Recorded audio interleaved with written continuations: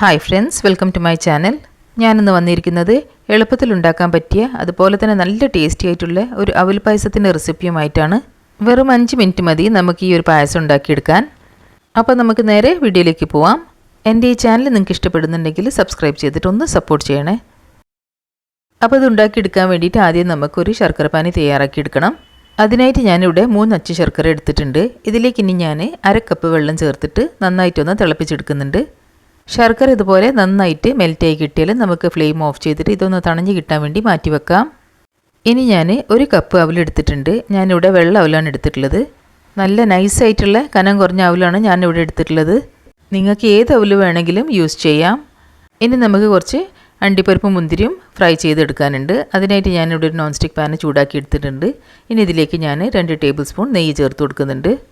നെയ്യ് നന്നായിട്ടൊന്ന് മെൽറ്റായി കിട്ടിക്കഴിഞ്ഞാൽ നമുക്കിതിലേക്ക് അണ്ടിപ്പരിപ്പ് ചേർത്ത് കൊടുക്കാം. ഞാനിവിടെ ഒരു 1/4 കപ്പ് അണ്ടിപ്പരിപ്പാണ് ചേർത്ത് കൊടുക്കുന്നത്. ഇനി നമുക്ക് ഇതൊന്ന് നന്നായിട്ട് ഫ്രൈ ചെയ്തെടുക്കണം. ഇതൊന്ന് ഫ്രൈ ആയി വരുമ്പം നമുക്കിതിലേക്ക് മുന്തിരി ചേർത്ത് കൊടുക്കാം. അണ്ടിപ്പരിപ്പും മുന്തിരിക്കും പ്രത്യേക അളവൊന്നുമില്ല, ഓരോരുത്തരുടെ ഇഷ്ടത്തിനനുസരിച്ചിട്ട് ചേർത്ത് കൊടുക്കാം.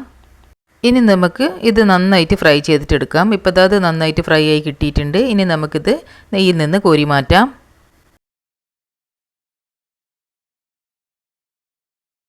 ഇനി ഇത് നെയ്യിലേക്ക് തന്നെ നമുക്ക് നേരത്തെ എടുത്തു വെച്ച അവൽ ചേർത്ത് കൊടുക്കാം. ഇനി ഈ അവലൊന്ന് നമുക്ക് നന്നായിട്ട് ക്രിസ്പിയായി കിട്ടണം. അതുവരെ നമുക്കൊന്ന് ഫ്രൈ ചെയ്തിട്ട് എടുക്കാം.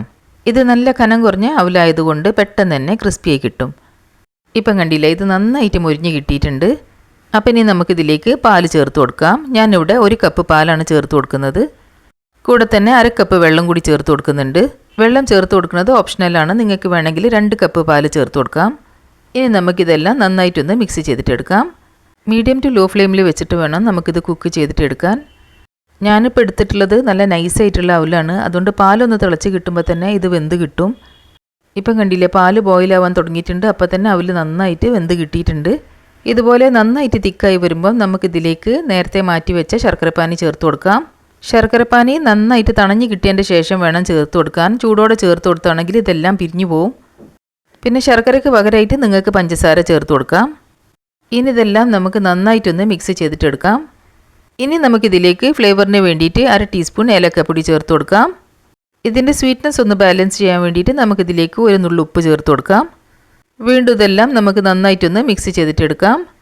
അപ്പോൾ അവിടെ നമ്മൾ എല്ലാ ഇൻഗ്രീഡിയൻസും ചേർത്ത് കൊടുത്തിട്ടുണ്ട്. ഇനി ഇതൊന്ന് തിളച്ച് കിട്ടിയാൽ മാത്രം മതി. നമ്മൾ നേരത്തെ ഫ്രൈ ചെയ്ത് വെച്ച അണ്ടിപ്പരിപ്പും മുന്തിരിയും ഇനി ഇതിലേക്ക് ചേർത്ത് കൊടുക്കാം. ഇനി നമുക്ക് ഇതെല്ലാം നന്നായിട്ടൊന്ന് ഇളക്കി കൊടുക്കാം. ഈ സമയത്ത് നിങ്ങൾക്ക് പായസത്തിന് കട്ടി കൂടുതലാന്ന് തോന്നുകയാണെങ്കിൽ കുറച്ചുകൂടി പാല് ചേർത്ത് കൊടുക്കാം.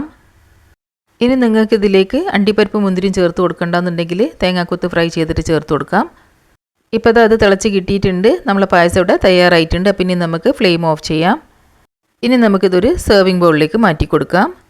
അപ്പം വെറും 5 മിനിറ്റിൽ ഉണ്ടാക്കാൻ പറ്റിയ ഈ ഒരു അവൽ പായസത്തിൻ്റെ റെസിപ്പി നിങ്ങൾക്ക് ഇഷ്ടപ്പെട്ടതാണെങ്കിൽ ലൈക്ക് ചെയ്യാനും ഫ്രണ്ട്സ് ആൻഡ് ഫാമിലിയുടെ കൂടെ ഷെയർ ചെയ്യാനും മറക്കരുത്.